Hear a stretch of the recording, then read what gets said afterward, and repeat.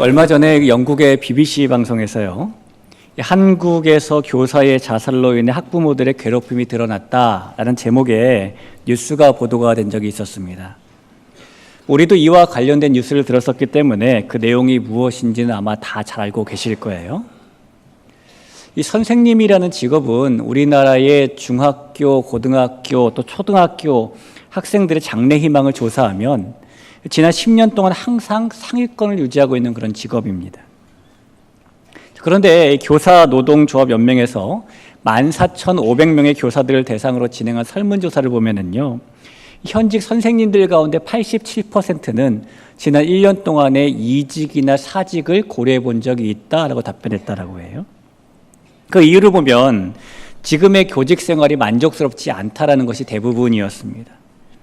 이 부적응하는 학생들을 지도하는 것도 힘든데 업무는 계속 행정적으로 가중되고 있고, 이 시스템은 도움을 많이 주지 못하고, 게다가 학부모의 민원들까지 다 처리해야 되고, 그 모든 일을 선생님 혼자서 다 감당해야 되다 보니까 그것이 과중하고 힘들다라는 거예요. 여러분께서 잘 아시는 것처럼 우리나라에서 선생님이 된다는 것은 매우 어려운 일이죠.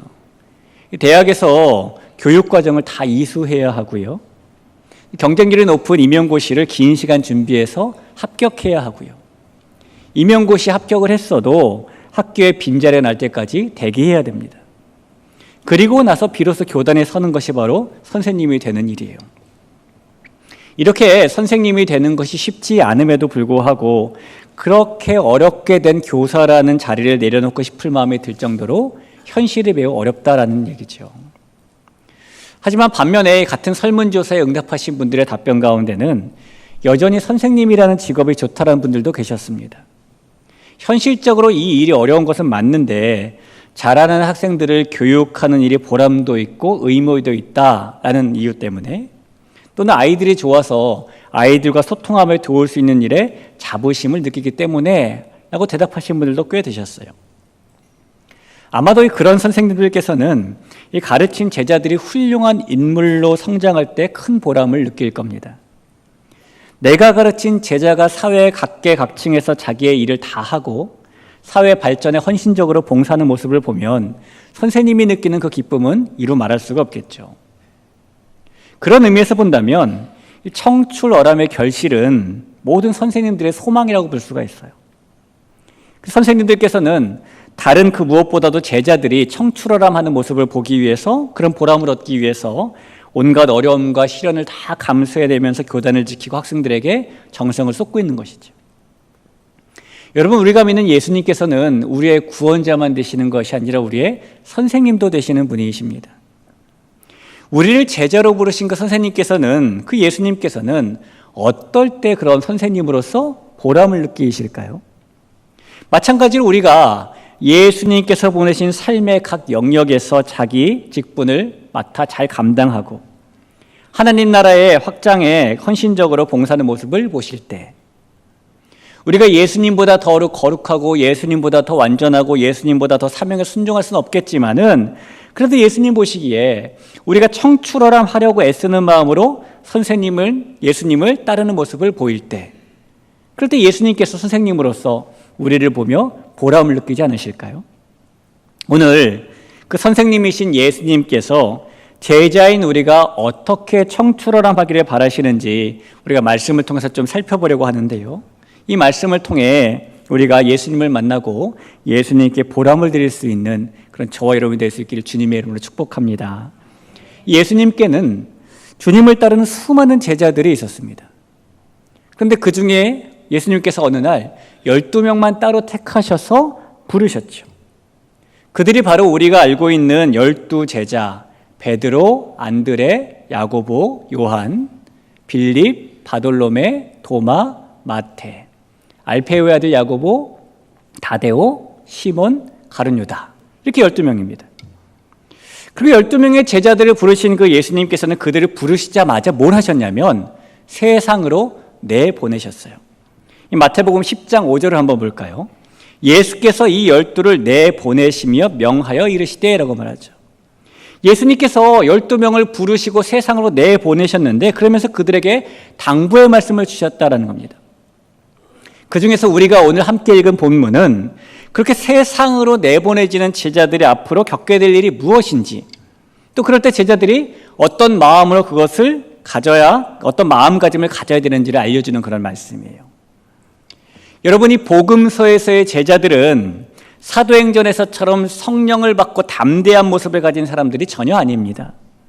그들은 이제 갓 제자로 부름을 받았고, 그래서 아직 예수님께 제대로 된 훈련도 한번 받아본 적이 없는 사람들이에요. 그런데 예수님께서는 이제 갓 12명으로 뽑힌 그 사람들을 뽑히자마자 세상으로 내보내시고 있는 것이죠. 예수님께서 아직 이 울타리 바깥으로 나아갈 준비도 되어 있지 않은 것 같은 이 제자들, 그들이 세상으로 내보내시는 이유는 도대체 무엇일까요? 이 마태복음 10장 5절 6절에 그 이유가 나와 있는데요. 예수께서 이 12를 내보내시며 명하여 이르시되 이방인의 길로도 가지 말고 사마리아인의 고래도 들어가지 말고 오히려 이스라엘 집에 잃어버린 양에게로 가라 라고 주님 말씀하십니다.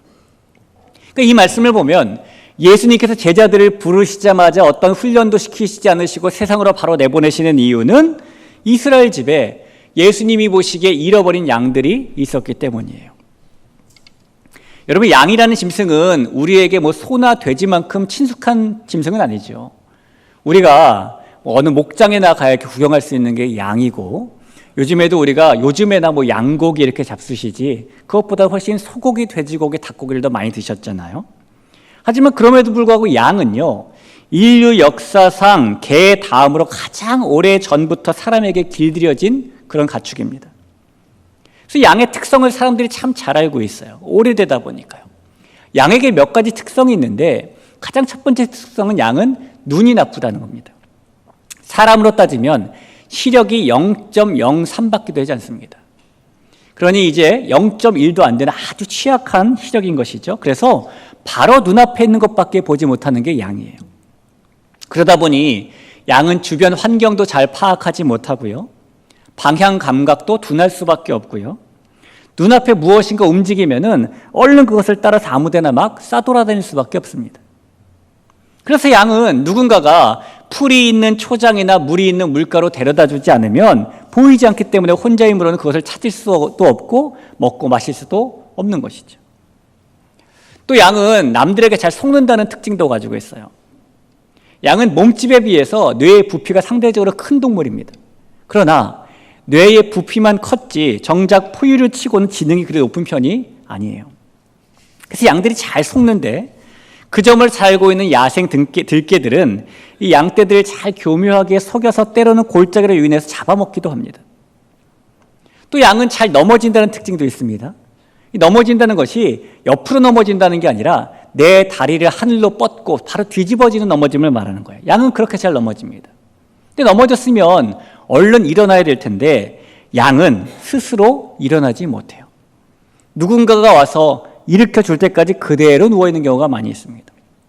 게다가 설령 누군가 와서 일으켜 주어도요, 일으켜 주면 얼른 또 걸어야 될 거 아니에요. 그러나 양은 일어나자마자 중심을 금방 잡지 못합니다. 똑바로 걸을 수 있도록 또다시 누군가가 붙잡아줘야 됩니다.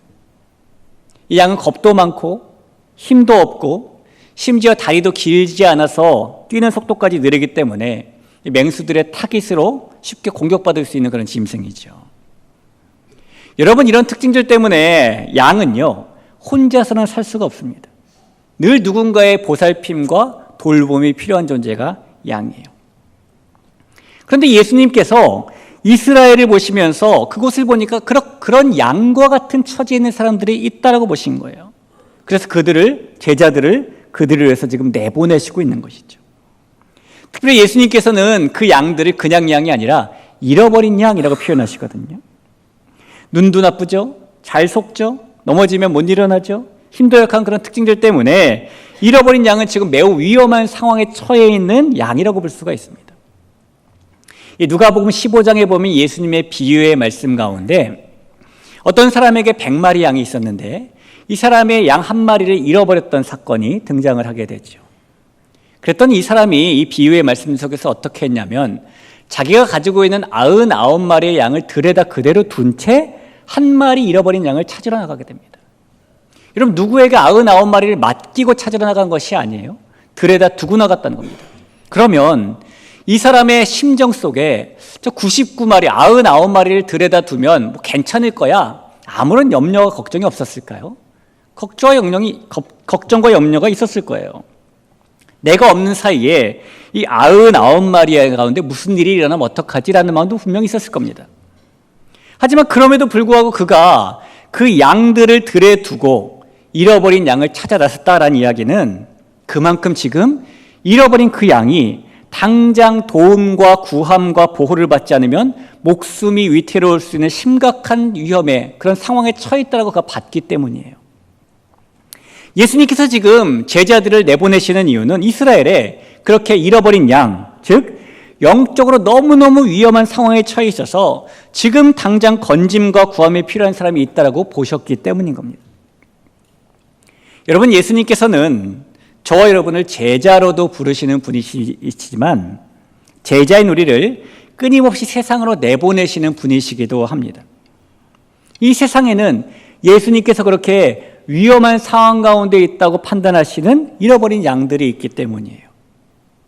마치 하나님께서 예수님을 이 세상에 보내실 때에 세상 구경 한번 잘하고 와라 라는 마음으로 보내신 것이 아니라 세상의 죄인들을 부르라고 보내신 것처럼 예수님께서 저와 여러분을 부르셨을 때에도 그냥 한평생 잘 살아봐라 라는 마음으로 부르신 것이 아니라 이 세상에 잃어버린 그 양들을 찾으시기 위해 우리를 부르셨다는 것입니다.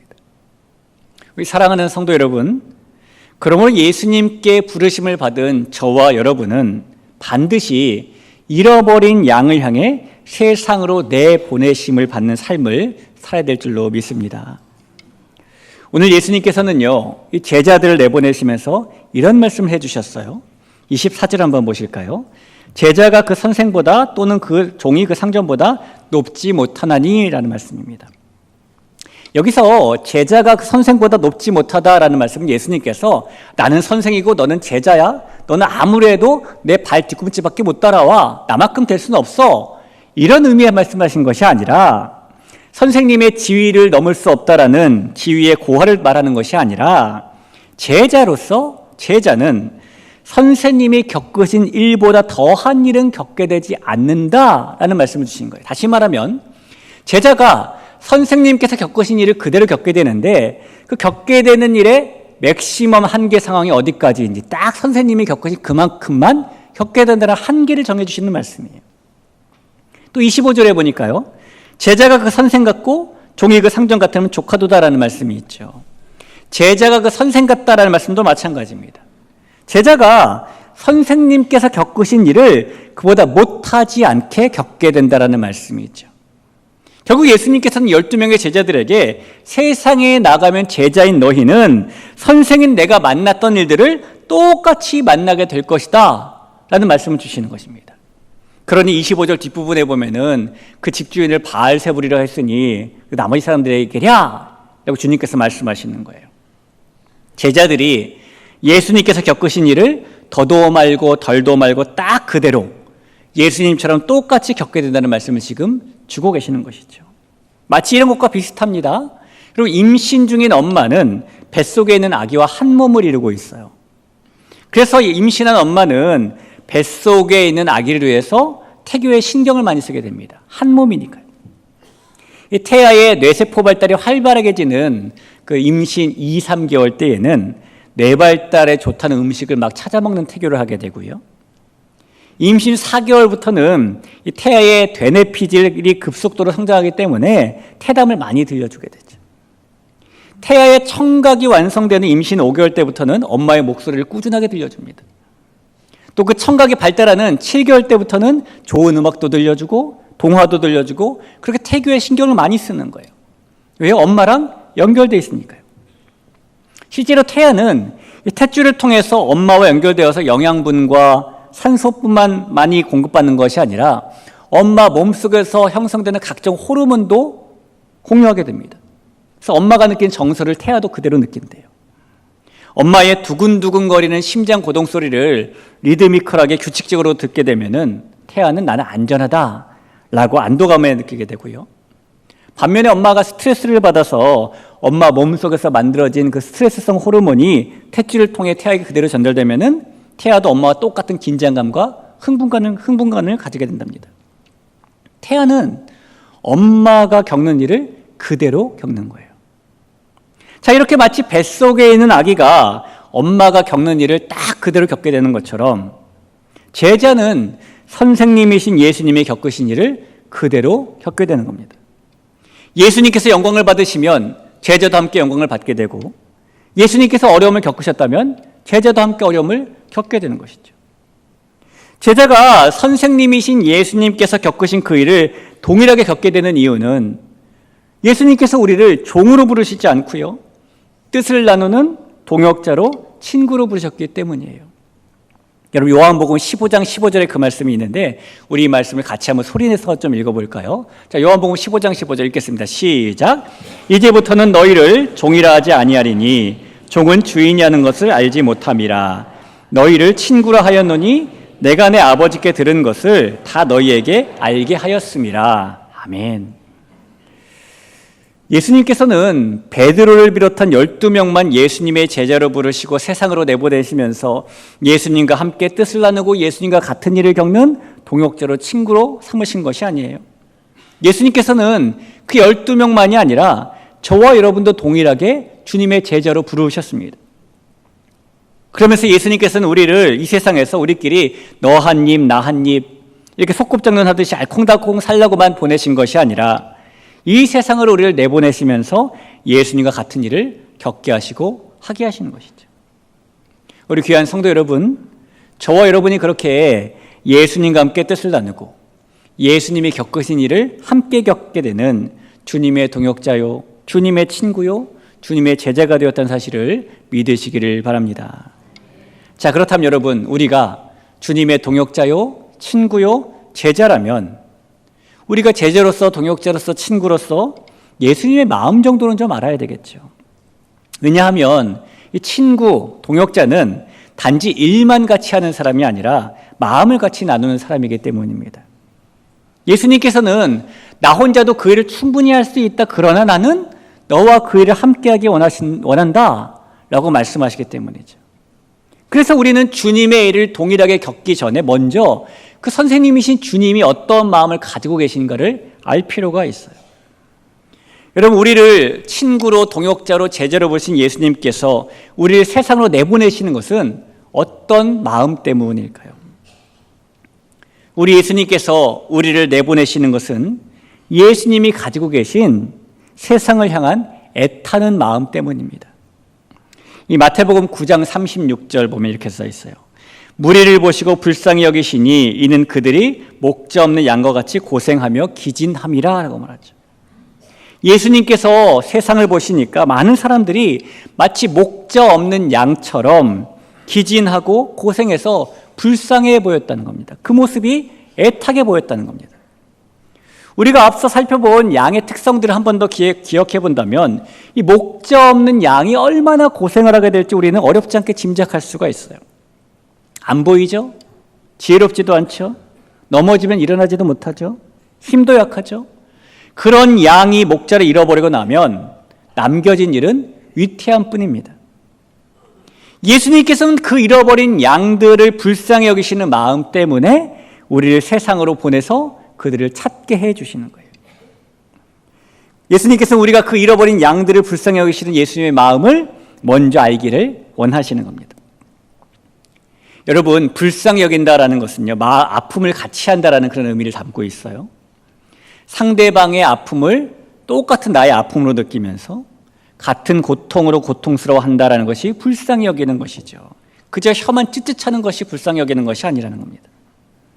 그래서 예수님께서 가지셨던 잃어버린 이 양을 향한 불쌍한 마음은 우리는 애절한 마음이라고 부를 수가 있을 것 같아요. 이 애절이라는 것이 한자로 창자 애자에다가 끊어질 절자를 쓰는 말이죠. 그래서 우리가 흔히 구슬픈 소리가 들리면은 아우 애절하다라고 말을 하지만 실제로 구슬픈 소리는 애절한 소리가 아니에요. 창자가 끊어질 정도의 고통스러움에서 나오는 소리가 애절한 소리인 거죠. 이 애절을 다른 말로 단장이라고 부르기도 합니다. 옛날 중국 진나라 때에 환원이라는 장수가 총나라를 공격하기 위해서 많은 군사들을 배에다 나눠 태우고 양쯔강 협곡을 지나고 있었어요. 근데 그때 한 병사가 새끼 원숭이 한 마리를 붙잡았습니다. 그러자 그 새끼의 어미 원숭이가 슬피 울면서 새끼가 잡혀간 배를 쫓아서 40km 정도를 계속 뒤따라 쫓아오게 됩니다. 그리고 마침내 배가 강 어귀가 좁아지는 곳에 이를 때쯤에 어미 원숭이가 몸을 활짝 날려가지고 배에 뛰어올랐어요. 그런데 이 어미 원숭이가 이 자식을 구하고자 하는 마음에 너무 먼 거리를 힘차게 달려왔기 때문에 배에 오르자마자 그만 기진해서 죽고 맙니다. 그래서 병사들이 나중에 이 어미 원숭이의 배를 한번 갈라봤더니 창자가 토막토막 끊어져 있었다라는 것이죠. 자기의 새끼를 잃은 슬픔에 이 창자가 끊어질 정도로 괴로웠다는 겁니다. 그래서 이 이야기가 단장이라는 말의 유래예요. 이런 우리도 마찬가지이죠.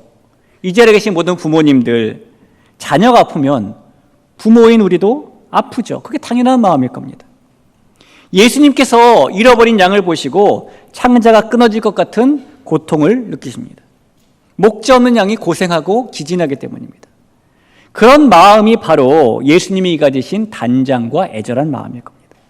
그리고 예수님께서는 우리도 그런 마음을 가지기를 바라시는 거예요. 우리 귀한 성도 여러분, 우리가 예수님의 제자, 동역자, 친구로서 잃어버린 양들을 향해 품고 계시는 그 예수님의 마음과 동일한 마음을 가져야 될 줄로 믿습니다. 우리는 더 이상 그 양들을 향한 심장이 터질 듯한 예수님의 마음을 모른 채만 하고 살 수는 없어요. 우리는 더 이상 그 양들을 향한 창자가 끊어질 듯한 예수님의 마음을 품지 않고 그 양들을 강 건너 불구경하듯이 바라볼 수는 없습니다. 우리가 하나님 나라를 위해서 예수님의 동역자로 살아가는 것은 내가 그 하나님의 나라를 위해서 뭔가 멋진 일을 한번 해보겠습니다 라는 마음보다는 잃어버려 죽어가는 한 영혼을 향한 애절한 마음에서 시작된다는 것을 여러분 믿으시기를 바랍니다. 하나님께서 우리의 마음이 예수님의 심정으로 뛰게 해주시고 우리의 마음이 예수님의 그 애절한 마음을 깨달아 알게 해주셔서 저 여러분 모두가 예수님께서 내보내시는 예수님의 동역자요, 친구요, 제자가 될 수 있기를 간절히 축원합니다. 자, 우리가 세상을 향한 예수님의 그 애절한 마음을 알았다면 이제는 예수님과 함께 일을 하는 동역자로서 예수님이 걸어가신 십자가의 길도 함께 걸어가야 되겠죠. 예수님께서 우리를 제자로 부르신 이유는요, 야, 저 푸른 초원 위에다가 그림 같은 집을 하나 딱 짓고 사랑하는 주님과 한평생 살아보자 라는 마음으로 우리를 부르신 것이 아니에요. 예수님께서 우리를 제자로 부르신 이유는 우리가 주님께서 걸어가신 십자가의 길도 함께 걷기를 바라셨기 때문입니다. 그래서 예수님은 우리가 잃어버린 양을 찾아 세상으로 나아가는 것이 마치 십자가의 길을 가는 것과 비슷하다고 얘기하십니다. 이 마태복음 10장 16절을 볼까요? 보라 내가 너희를 보냄이 양을 이리 가운데로 보냄과 같도다. 우리를 잃어버린 양에게로 보내시면서 마치 이리 가운데 보냄과 같다라고 말씀하시는 겁니다. 그럼 그 이유는 우리가 양을 찾아 나아가잖아요. 그럼 그 양들이 순순히 우리를 따르는 것이 아니기 때문이에요. 앞서 말씀드린 양의 특징을 하나만 더 말씀드리면 양은 상당히 이기적인 동물입니다. 얼마나 양이 이기적이냐면요, 어미 양이 자기가 배가 고플 때에 역시 배고픈 새끼 양이 젖을 먹으려고 다가와서 젖을 물려고 하면은 그 새끼를 내팽개치고 자기의 배고픔을 먼저 해결할 정도로 이기적입니다. 뭐 다른 짐승이나 사람이나 그렇지 않잖아요. 자기가 배가 고파도 자식 먼저 먹이지 않습니까? 양은 안 그래요. 이기적이기 때문입니다. 또 양은 온순해 보이는 이미지와는 다르게 가면 쓴 거예요. 얼마나 고집이 세고 얼마나 성격도 나쁜지 제멋대로 하는 특징이 있습니다. 양은 그래서 자기 이 성질과 자기의 고집 때문에 사람을 그 머리를 들이받기도 합니다. 여러분, 우리가 찾아다녀야 되는 잃어버린 양은 그렇기 때문에 그 길을 가는 것이 십자가의 길일 수도 있다는 겁니다. 우리가 잃어버린 양에게로 가면 그 양이 우리를 기뻐하고 우리에게 감사하고 좋아할 것 같지만 실제로는 그렇지 않아요. 잃어버린 양들은 오히려 마치 이리처럼 자신의 격한 마음을 우리에게 표현하고 우리에게 분노하고 싫어하는 반응을 보일 수도 있습니다. 잃어버린 양들은 우리를 환영하고 맞이할 준비를 하고 있는 것이 아니라 우리를 그 머리로 들이받을 준비를 하고 있습니다. 예수님께서는 우리가 찾아가서 말 한마디만 붙이면 눈물을 뚝뚝 흘릴 정도로 마음이 활짝 열려있는 사람에게 우리를 보내시는 것이 아니라 그 예수님을 십자가에 못 박을 정도로 마음이 독한 사람들에게 우리를 보내시고 있는 겁니다. 하지만 여러분, 우리가 만날 양들이 그렇다고 해서 우리가 가는 길이 십자가의 길이라고 해서 우리가 두려워할 것은 없습니다. 우리가 그 양들을 찾아 나서면 그 양들이 우리에게 거짓말장이라고 손가락질할지도 모르고 참설지도 몰라요. 그러나 결국에 감추어진 것이 다 드러나고 숨은 것이 다 알려질 것이기 때문이에요. 오늘 26절에서 예수님께서 그래서 이렇게 말씀하시는 겁니다. 그런즉 그들을 두려워하지 말라. 감추인 것이 드러나지 않을 것이 없고 숨은 것이 알려지지 않을 것이 없느니라. 우리가 잃어버린 양을 찾아 나서는 것이 애절한 마음 때문이라는 것을 결국에는 다 알게 된다는 것이죠. 또 우리가 그 양들을 찾아 나서면 때로는 심적으로나 육적으로나 고통스러운 일을 겪게 될지도 모르고요. 욕설을 들을지도 모르고요. 심지어 어떤 곳에서는 그 양들을 찾아 나선다는 이유로 생명을 잃게 될지도 모릅니다. 세상이 우리의 마음을 상하게 하고 우리의 몸을 고통스럽게 하고 심지어 우리의 생명을 빼앗아 간다고 해도 그러나 우리의 영혼만큼은 죽이지 못하기 때문에 우리는 두려워할 필요가 없습니다. 28절 한번 보실까요? 몸은 죽여도 영혼은 능히 죽이지 못하는 자들을 두려워하지 말고 오직 몸과 영혼을 능히 지옥에 멸하실 수 있는 이를 두려워하라. 우리가 그래서 예수님 말씀하신 이 길을 갈 때에는 모든 것이 하나님의 주권 아래에 있다는 믿음을 가지고 걸어가는 것입니다. 심지어 참새가 떨어져서 팔리는 것까지도 하나님의 준엄한 주권 아래에 있다는 믿음. 29절이죠. 참새 2마리가 한 앗사리온에 팔리지 않느냐? 그러나 너희 아버지께서 허락하지 아니하시면 그 하나도 땅에 떨어지지 아니하리라. 그리고 그런 하나님께서 우리를 너무나 잘 아시고 보고 계시다는 믿음. 30절과 31절이죠. 너희에게는 머리털까지 다 세신 바 되었나니 두려워하지 말라. 너희는 많은 참새보다 귀하니라. 우리는 그 믿음을 가지고 두려움 없이 예수님께서 내보내시는 세상으로 잃어버린 양들을 찾아 십자가의 길을 걸어가야 되는 것입니다. 2015년에 이 SAT7 키즈라는 중동의 한 기독교 방송국의 프로그램이 있는데요.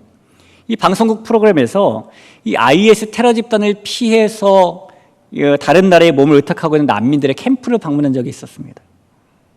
그곳에서 이 프로그램 진행자가 이라크의 콰라콧이라는 도시에서 IS를 피해 피난을 왔고 4개월째 그 난민 캠프에 살고 있는 미리암이라는 10살 된 소녀를 만나서 인터뷰를 하게 되었어요. 이라크의 콰라콧이라는 도시는 기독교 역사 초기 때 복음을 받아들인 아시리안의 후손들이 많이 살고 있기 때문에 기독교인들이 많은 도시입니다. 미리암도 기독교인이었어요. 진행자가 물어요. 미리암, 콰라콧이를 생각하면 가장 그리운 것이 무엇이니?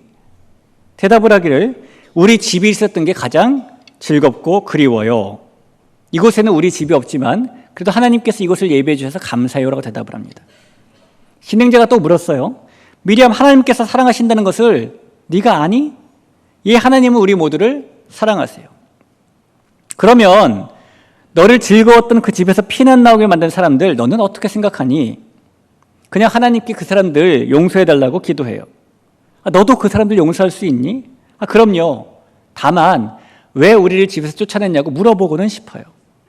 진행자가 또 계속해서 물었어요. 미리암, 예수님께서 너를 떠났다고 느껴질 때는 없니? 없어요. 가끔씩 집에서 피난 나온 것이 슬프기는 하지만 그것 때문에 하나님께 화를 내지는 않아요. 정말 예수님이 너를 떠나지 않았다고 생각하니? 예. 아저씨가 만약에 믿는 사람이라면 예수님은 아저씨도 절대로 떠나지 않을 거예요. 이게 인터뷰의 내용입니다. 여러분, 10살 된 이 소녀의 고백이 주님이 겪으신 일을 그대로 겪을지언정 제자의 길을 걸어가는 사람의 고백이 아닐까 싶어요. 저와 여러분이 예수님의 제자로서 걸어가는 길은 아름다운 길 위에서 날마다 지화자만 외치는 잔치만 벌이는 그런 길이 아니고 예수님께서 걸어가신 십자가의 길을 함께 걷는 길임을 믿으시기를 바랍니다. 예수님의 동역자로서 하나님의 주권을 믿고 잃어버린 양을 찾아 나서는 험준한 십자가의 길이더라도 그 길을 믿음으로 걸어갈 수 있는 저와 여러분 될 수 있기를 주님의 이름으로 축복합니다. 여러분, 잃어버린 양을 찾아 나선다는 것이 참 힘들죠. 때로는 그런 일을 하다 보니까 안 들어도 될 만한 괜한 말을 우리가 들을 때도 있고요.